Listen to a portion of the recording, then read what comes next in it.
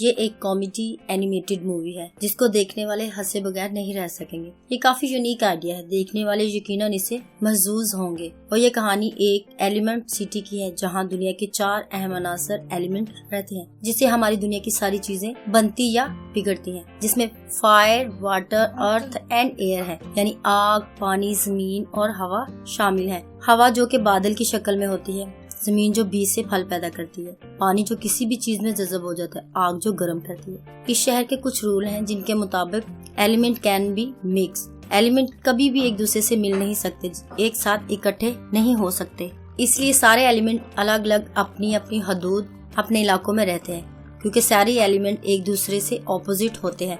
Movie में सारे element एक दूसरे से होने वाले फायदे और नुकसान दिखाए गए हैं और इनके एक दूसरे से ना मिक्स होने की वजह फनी अंदाज में दिखाया गया है और इनका एक दूसरे से मिक्स ना होने की वजह को फनी अंदाज में दिखाया गया है। इसलिए ये चारों एलिमेंट अलग अलग अपनी टाउन में रहते हैं, कोई एक दूसरे के टाउन में नहीं जाता है। एम्बर एक आग एलिमेंट है, एक लड़की है, अपने बाप के साथ उसकी दुकान पर काम करती है, जो इसके बाप के मुताबिक ये दुकान विरासत में एम्बर को मिली है। एक दिन दुकान की पाइपलाइन में से एक वाटर एलिमेंट, जो कि एक लड़का है जिसका नाम वेड है, पानी का पाइप फटने की वजह से वेड वहाँ आ जाता है और एम्बर उसे देखकर हैरान होती है। वेड उसकी तरफ देखकर दोस्ती का हाथ बढ़ाता है और एम्बर ये कहकर इनकार कर देती है, element can not mix, element कभी मिल नहीं सकते। वेड ये सुनकर हैरान होता है और फिर ये कहता है, क्या तुम वाकई किसी फायर टाउन से बाहर नहीं गई? एम्बर सारे इलाके कहती है, कभी नहीं, और वेड को अपने बाप का बताकर डराती भी है, अगर उसके बारे में मेरे बाप को पता चल गया तो वो तुम्हें जिंदा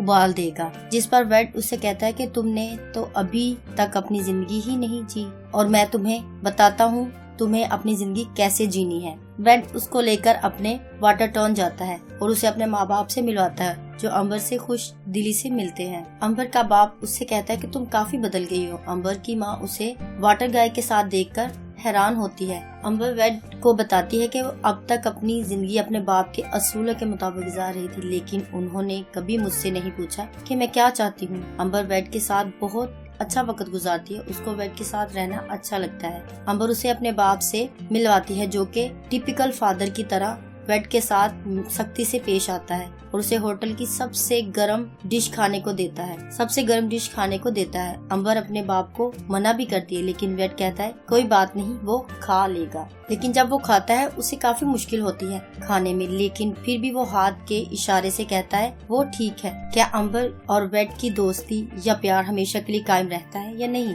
क्योंकि दोनों एक दूसरे के ऑपोजिट हैं, क्योंकि दोनों के एक दूसरे के करीब आने से एक दूसरे को नुकसान होगा। क्या आपको इनमें से कौन सा फैक्ट सही लगता है? आपको स्टोरी की एंडिंग क्या लगती है? कमेंट में जरूर लिखिए।